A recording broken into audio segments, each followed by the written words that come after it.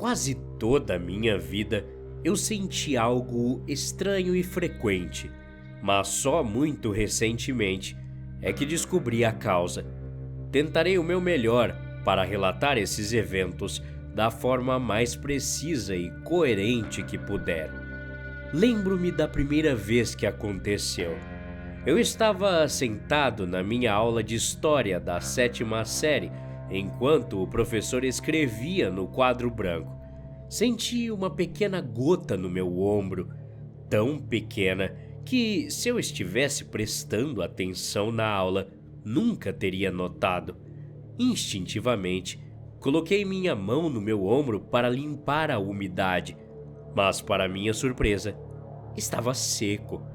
Olhei para o teto, esperando ver um vazamento. Nada. Dei uma rápida volta e olhei para trás.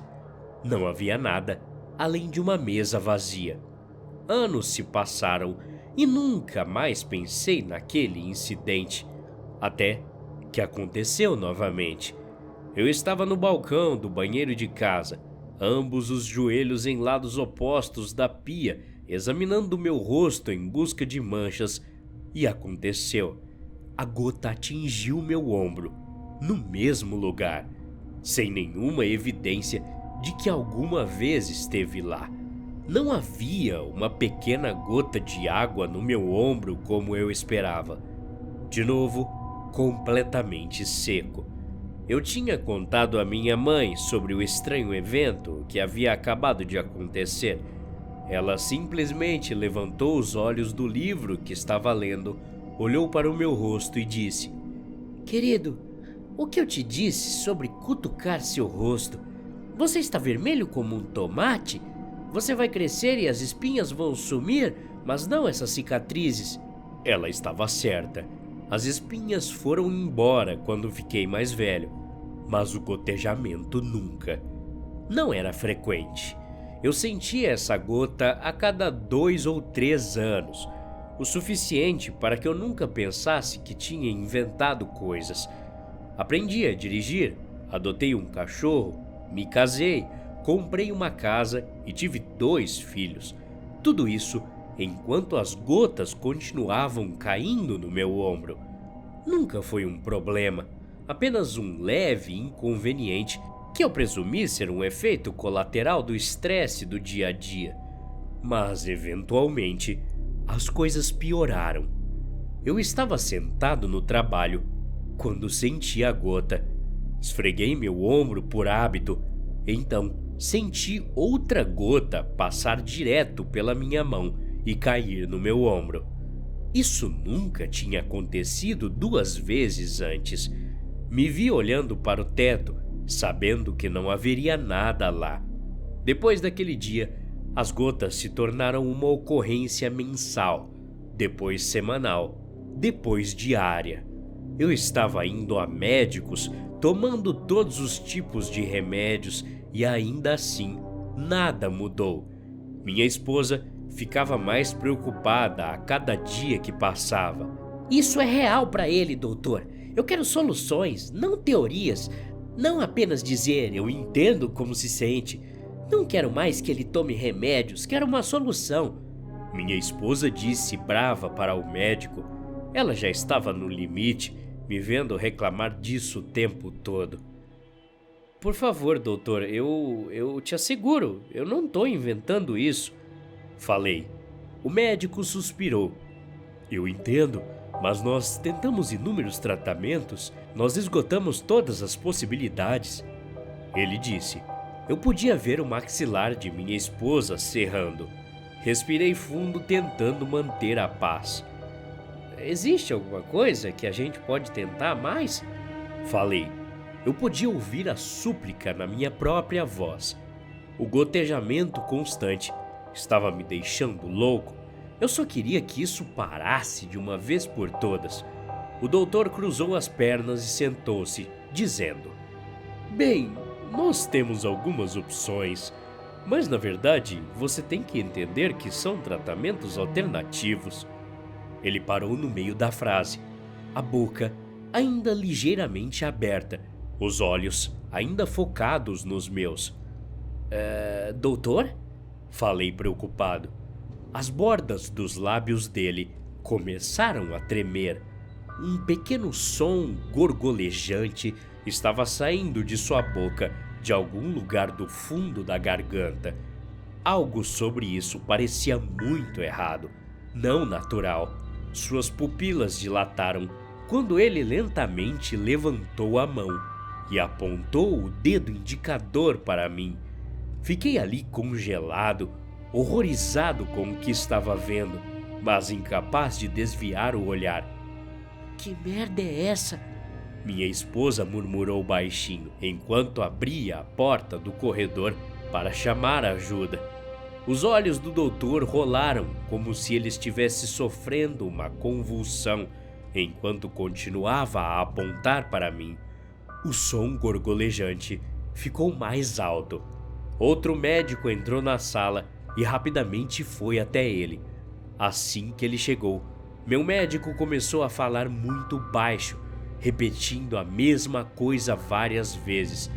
A voz ainda borbulhando, o dedo ainda apontado.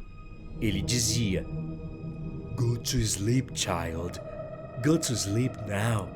The wolf is coming and he will take you." Minha esposa balançou a cabeça enquanto caminhávamos pelo corredor em direção à saída. Esses médicos são idiotas. Sério, ele teve a audácia de te chamar de louco, quando claramente ele é o único com problemas aqui. Minha esposa disse. Eu normalmente teria rido, mas em vez disso, coloquei minha mão trêmula na dela e falei: Então, querida, isso foi assustador por si só, mas essa música que ele cantou, minha mãe costumava cantar para mim. Essa porcaria que ele estava dizendo? Ela disse. Eu assenti lentamente. É uma música feita para assustar crianças para dormir. Significa que o lobo vai pegá-las se elas ficarem acordadas. Falei a ela, tentando explicar. Lobo? Significa lobo? Ela perguntou, soltando uma risadinha quando chegamos à saída. Eu desejei por um momento poder ser tão fria quanto ela, mas algo parecia errado com tudo isso. Não era possível que só eu achei isso estranho. Senti chuva começar a cair assim que saímos. Oh, inferno! Gemi enquanto procurava o guarda-chuva da minha esposa em sua bolsa. Eu podia sentir minhas roupas já ficando úmidas. Achei que teríamos um fim de semana ensolarado. Falei reclamando. Abri o guarda-chuva e vi minha esposa me olhando de forma estranha. Querido, não está chovendo, ela disse. Ri um pouco antes de perceber que ela estava falando sério. Estiquei meu braço e vi que estava seco. Não, eu posso sentir em todos os lugares do meu corpo. Olha, tô sentindo agora. Falei. Ela me lançou um olhar triste, cheio de pena, que eu não queria ter visto. Eu posso sentir isso. Merda. Nem o guarda-chuva ajudou. As gotas estavam por todo o meu corpo. Dei tapas nos braços, nas pernas, em cada pedaço de pele que eu conseguia ver, mas as malditas gotas não paravam. Era demais para lidar. Desabei em lágrimas, caindo de joelhos enquanto minha esposa se abaixava para confortar minha cabeça em seus braços. Eu só queria que parasse, solucei.